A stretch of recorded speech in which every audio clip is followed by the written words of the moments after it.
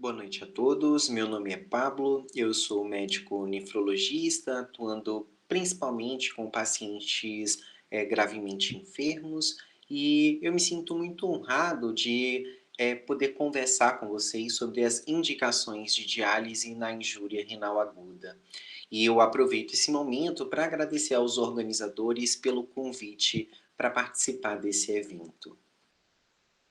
Eu começo essa aula lembrando que pacientes internados em UTIs, em unidades semi-intensivas, ou então que se encontram em pós-operatório de grandes cirurgias, eles são expostos a insultos múltiplos, né, concomitantes, e que são, de certa forma, sequenciais, que acabam muitas vezes resultando em quadros de injúria renal aguda, não sendo incomum, inclusive, que esses pacientes acabem precisando de suporte renal artificial ao longo da sua jornada terapêutica.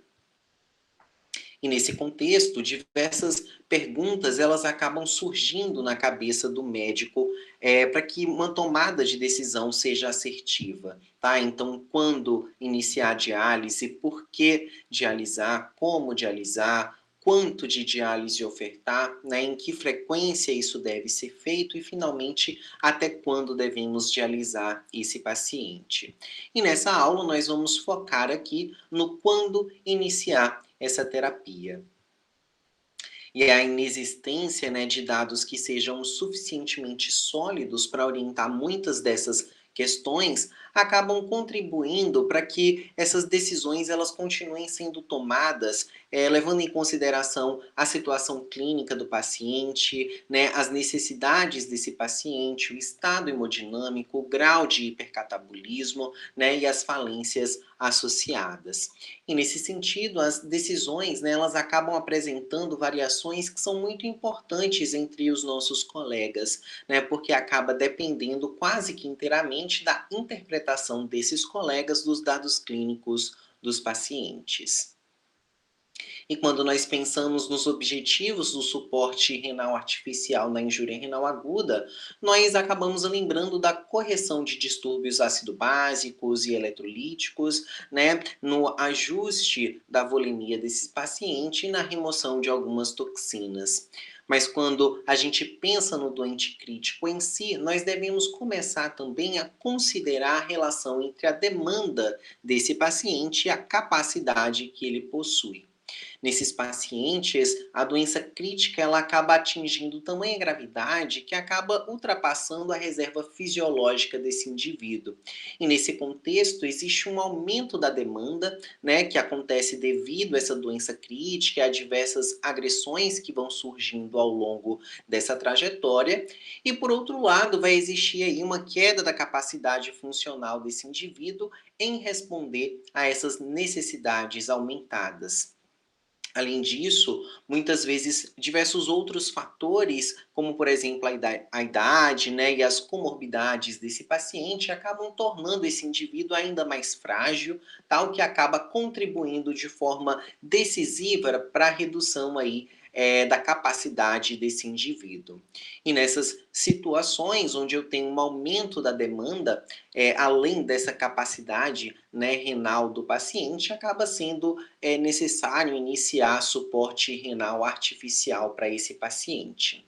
Não apenas para corrigir distúrbios já estabelecidos, mas também para ofertar uma depuração adequada, né, para as necessidades que esse paciente ele acaba apresentando, mantendo assim o equilíbrio, né, até que esse paciente ele tenha a sua capacidade restaurada, pelo menos de forma compatível com a demanda que ele apresenta. E assim nós chegamos na nossa pergunta, né? Quando nós devemos indicar suporte renal artificial na injúria renal aguda? E aqui nós podemos dividir essas indicações em dois grupos, as de urgência e as demais indicações. E nós não temos, né, dúvidas sobre os benefícios da diálise nas indicações de urgência. Mas quando a gente olha para esse outro grupo, não existem ainda indicações que sejam consensuais, tá? Ou então indicações precisas. No grupo das urgências, nós vamos ter os distúrbios ácido-básicos, eletrolíticos e a hipervolemia refratária às medidas clínicas, e também vamos ter a síndrome urêmica inquestionável. Além disso, nós vamos ter aí as indicações por intoxicações exógenas com substâncias que são dialisáveis. Essas indicações, elas são clássicas e indiscutíveis, tá? Mas a questão é, será que a gente deve aguardar essas urgências dialíticas para que a gente indique diálise para o nosso paciente? E é nesse contexto que surgiu a discussão da indicação de diálise precoce e de diálise tardia. E essa não é uma discussão nova, tá? Ela é uma discussão antiga, mas que está longe de estar ainda bem respondida, embora um certo caminho ele já tenha sido traçado nos últimos anos. Essa dúvida ela persiste especialmente quando a gente ainda sequer conseguiu determinar ou chegar num consenso do que seria de fato uma indicação precoce de diálise. Se a gente leva em consideração, por exemplo, a Guerra da Coreia, uma diálise precoce, ela era aquela diálise que era indicada, né, com uma ureia menor do que 500, né, ou um potássio, por exemplo, menor do que 6,5. E hoje em dia, por exemplo, diversas propostas para o que seria precoce, elas existem, tá? E elas divergem aí ao longo dos diversos estudos. Além disso, nós temos mais perguntas, né, do que respostas nesse sentido. Então, por exemplo, dialisar um paciente precocemente seria dialisar um paciente que ainda não tem uma ira Cadigo 3, seria naquele paciente que ainda tem diurese preservada, seria naquele paciente que ainda não tem uma urgência dialítica, seria aquele paciente que tem 3 critérios de diálise e não de urgência. Então, a gente ainda não conseguiu, de fato, chegar a uma conclusão do que seria uma diálise precoce. E por que saber o momento dessa indicação de diálise seria tão importante? Tá? Porque, basicamente, a diálise, como todo procedimento extracorpóreo, ela não é isenta de riscos, tá? Ela também associa riscos para esse paciente. Embora a diálise precoce, né, ela possa contribuir para um melhor controle de fluidos, de eletrólitos e da própria homeostase ácido-básica desse paciente, né, além, é claro, da remoção de toxinas, ela também pode se associar com dialitrauma, né, com complicações associadas ao acesso vascular, complicações associadas à anticoagulação, além do surgimento de distúrbios eletrolíticos, né, remoção de antibióticos, além do próprio aumento do custo dessa terapia. Esse quadro ele resume os estudos prospectivos, né, com melhor evidência que a gente tem até o presente momento. O AKIKI, o Ideal ICU e o START IQ, eles sugerem não haver benefício, né, nesse início precoce de diálise, enquanto o ELAIN ele aponta aí na direção oposta. No Akiki não houve diferença na mortalidade nas estratégias precoce e tardia. Todavia, 49% dos pacientes do grupo tardio ele não precisou de diálise, o que é um dado muito relevante, né? Mas aqui eu faço um destaque, né? Quando a gente compara apenas os pacientes que dialisaram nesse grupo tardio, a mortalidade, né, na verdade, desculpe, nos pacientes que dialisaram nesse estudo em si, né, a mortalidade ela foi de 48,5% nesses pacientes do grupo precoce, enquanto foi de 61,8% no grupo tardio. Então, se a gente pega esse estudo, a gente entende que, no geral, não houve diferença entre os pacientes, né, do grupo precoce e tardio no contexto de mortalidade, e quase metade dos pacientes do grupo tardio acabaram não precisando de diálise. Tá? Por outro lado, quem precisou dialisar no grupo tardio, né, acabou tendo aí um desfecho pior do que aqueles pacientes que acabaram iniciando diálise no grupo precoce. Nesse artigo, os próprios autores eles acabam ressaltando que o estudo ele não deve ser interpretado como uma sugestão para esperar para ver o que vai acontecer. tá? Uma vez que essa não seria uma estratégia segura para todos os pacientes, né? Dessa forma, esse artigo ele acaba mostrando para a gente que uma estratégia mais conservadora, ela permitiu que muitos dos pacientes eles recuperassem a função e não necessitassem de diálise. Mas, por outro lado, né, os pacientes que acabaram dialisando tardiamente, eles tiveram uma maior mortalidade quando comparado àqueles que dialisaram precocemente. Esses dados, né, eles assinalam aí para a necessidade de uma vigilância cuidadosa para aqueles pacientes que a gente decidir por uma conduta mais conservadora, né? Esses pacientes, eles devem ser reavaliados e a presença de piora do quadro clínico, ela deve nos levar a tomar uma decisão, né, mais enérgica e não ficar retardando o tratamento desse paciente quando a indicação ou a piora clínica ela for evidente. O Ideal ICU, que possui aí um desenho muito parecido com o do Akiki, embora o público dele tenha sido de pacientes sépticos, ele também não encontrou diferença na mortalidade nas estratégias precoce e tardia. Né? Nesse estudo, pouco mais da metade dos pacientes do grupo tardio acabou necessitando de terapia renal substitutiva, e desses pacientes que acabaram necessitando de diálise, né, um terço dialisou em regime de urgência e 2/3 dialisou porque ele chegou no horário que foi definido pelo estudo.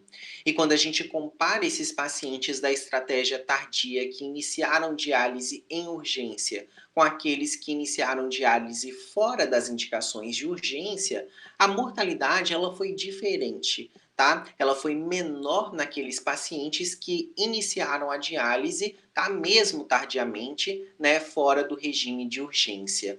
Ou seja, entre precoce e tardia não houve diferença, tá? Mas entre a tardia com e sem urgência, a urgência dialítica acabou se associando a um pior desfecho.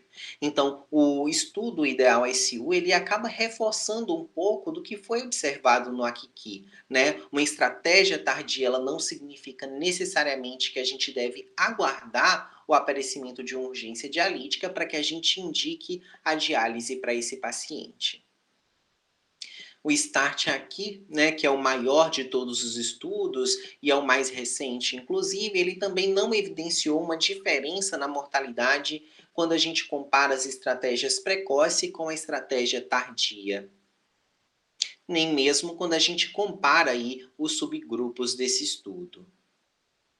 Além disso, os eventos adversos eles foram mais frequentes no grupo precoce quando comparado ao grupo tardio, sobretudo a hipotensão e a hipofosfatemia. Já o estudo ELAIM, ele apontou para uma mortalidade inferior no grupo precoce, né, sugerindo aí um benefício para esse grupo de pacientes que acabaram iniciando diálise precoce. E em 2017, o grupo ele acabou reavaliando os pacientes sobreviventes do ILAIM, né, com o objetivo de avaliar o impacto nos desfechos a longo prazo, e eles acabaram encontrando uma redução na mortalidade desses pacientes, na dependência de diálise e também na disfunção renal persistente lá no grupo de pacientes que acabaram iniciando a estratégia precoce de diálise. Né? Nesse estudo, eles acabam estendendo esses benefícios da intervenção precoce para além daquele momento agudo, tá? Nessa população específica do estudo ELAIM. Dessa forma, né, parece para a gente que a gente ainda está longe de conseguir esclarecer com uma absoluta certeza qual seria o momento mais adequado, né, para dialisar esses pacientes. E até mesmo o que seria precoce na nossa realidade. Tá? Embora a maior parte dos estudos, como a gente viu, tenha sinalizado aí para a ausência de benefícios nessas diálises que seriam chamadas de precoce. Diversas meta-análises, né, elas tentaram responder essa questão e as iniciais elas eram favoráveis à diálise precoce, tá? Só que a gente deve lembrar que a qualidade dessas evidências ela é questionável, principalmente porque essas meta-análises elas utilizavam estudos que eram observacionais retrospectivos, né? Por outro lado, quando a gente analisa essa revisão sistemática de 2021, a gente percebe que não houve diferença na mortalidade, né, entre pacientes que receberam diálise precoce ou tardia. Que também não houve, né, uma diferença aí nos dias livres de diálise. E na análise de subgrupo, né, a diálise precoce, ela pareceu se associar a uma mortalidade inferior em pacientes cirúrgicos, tá, e que acabaram recebendo terapias contínuas. Só que, como esses estudos eles são heterogêneos, né, e potencialmente sujeito a vieses, a gente ainda continua necessitando de novos dados que suportem esses achados. Ainda pensando, né, na indicação de diálise, foi aventada a hipótese de que o teste de estresse da furosemida ele poderia auxiliar na tomada de decisão.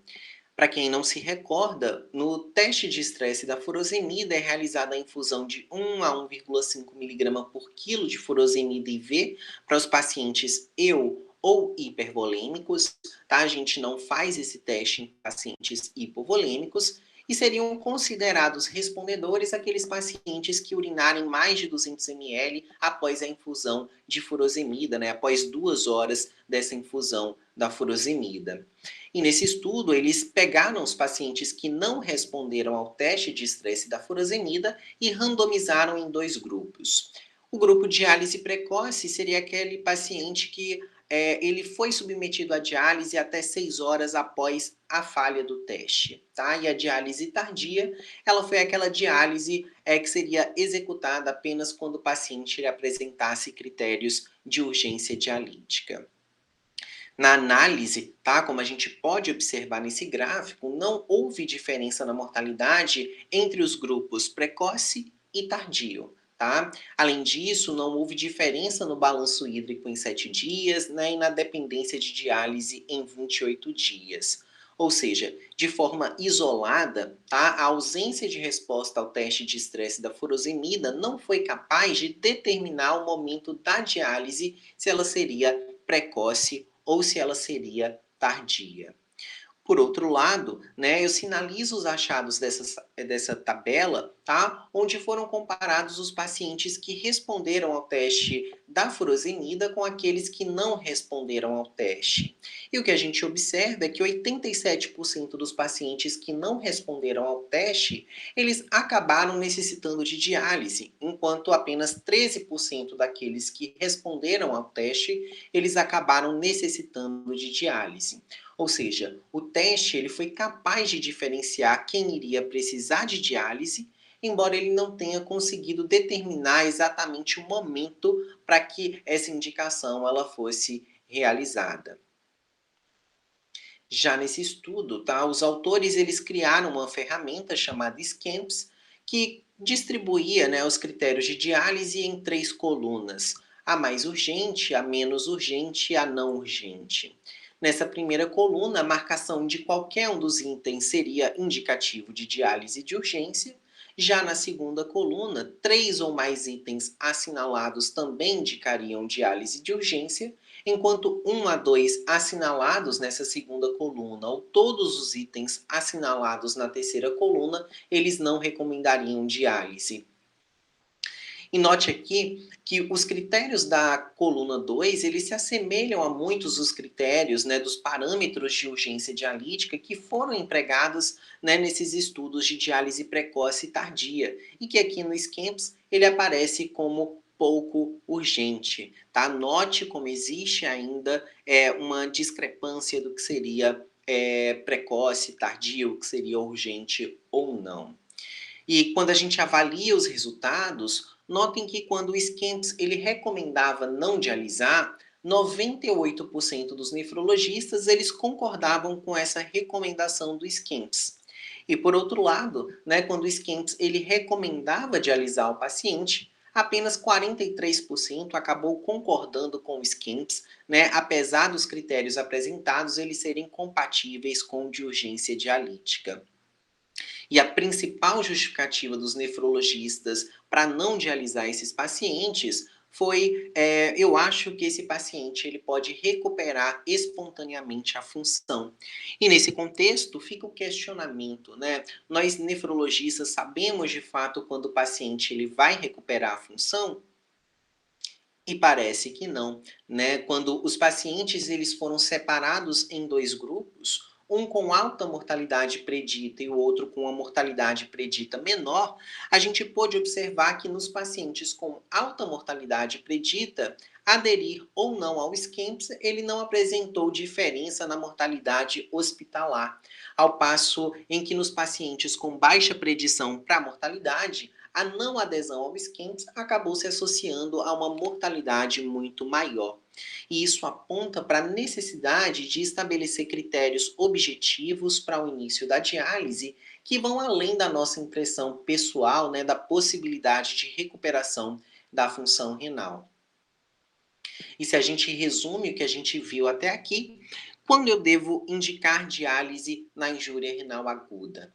De uma forma consensual, a gente vai indicar a diálise nas indicações incontestáveis, né, de urgência dialítica que são clássicas, né? Nessas outras situações, nós persistimos com essa dúvida sobre qual seria o melhor momento para iniciar a terapia para esses pacientes com IRA. Mas, como a gente viu, né, a falha no teste de estresse da furosemida ele pode ser um preditor de evolução para a ira Cadigo 3, tá? E para necessidade de diálise, embora essa falha no teste ele seja incapaz de responder qual seria o melhor momento para que essa diálise ela seja iniciada. O SCAMPS, né, ele pode ser um aliado interessante na nossa prática clínica, principalmente naqueles pacientes que possuem uma baixa predição de mortalidade, tá? Onde o SCAMPS ele indicaria aí um caminho onde o paciente poderia ter um melhor desfecho caso ele indicasse a diálise. Essa diálise precoce, no geral, ela não parece ser superior à diálise tardia, tá? Só que a gente precisa lembrar que ao optar por uma conduta mais conservadora, tá? Nós devemos monitorar esse paciente de perto, nós devemos monitorá-lo de fato 24 horas por dia, né? E a gente não deve retardar o início da diálise, nem ficar esperando um quadro de urgência dialítica para que essa diálise ela seja implementada, para que ela seja instituída. E nesse sentido, né, me parece que a pergunta aqui não deveria ser quando dialisar esse paciente, mas por que dialisar esse paciente. Né? E para isso é fundamental levar em consideração o contexto clínico do paciente. Tá? A condição clínica desse paciente ela deve ser considerada. Tá? É importante também que a gente diferencie uma injúria renal aguda com uma causa que encontra-se em progressão, ou seja, um paciente que está piorando clinicamente, de uma ira que está em progressão, embora o paciente ele esteja melhorando. Tá? Pacientes com uma injúria renal aguda que está em progressão, ou seja, com a creatinina que encontra-se em ascensão, mas que se encontra lá com uma melhora clínica da causa base, ou seja, o choque está sendo resolvido, a sepse está sendo tratada, esse paciente está numa curva clínica de melhora, né? A hemodinâmica está melhor, talvez a conduta conservadora ela seja apropriada, tá? Isso porque, como a gente já sabe, né, existe um atraso de cerca de 3 dias na elevação ou na queda dessa creatinina, tá? E é possível que esse paciente esteja melhorando a função renal conforme ele está melhorando a clínica dele, né? Por um outro lado, tá, os pacientes que encontram-se com uma injúria renal aguda, cuja etiologia dessa injúria encontra-se em progressão, ou seja, um paciente que continua declinando clinicamente, né, um paciente que se encontra em curva de piora hemodinâmica, tá? Esse paciente ele pode precisar de diálise mais precocemente se a demanda desse paciente for superior à capacidade dele, tá? Lembrar que o objetivo aqui não é substituir, mas prestar suporte para esse paciente, tá? E nesse sentido, de fato, o contexto clínico do paciente, né, e a sua relação demanda e capacidade, elas devem ser levadas em consideração na tomada de decisão. Tá? Afinal de contas, se a gente ficar apenas baseando a nossa conduta na creatinina e na ureia, né, nós vamos acabar sempre tomando decisões que são decisões atrasadas e que podem prejudicar o nosso paciente. Era isso que eu tinha para conversar com vocês. Eu espero que tenha sido proveitoso. Até mais.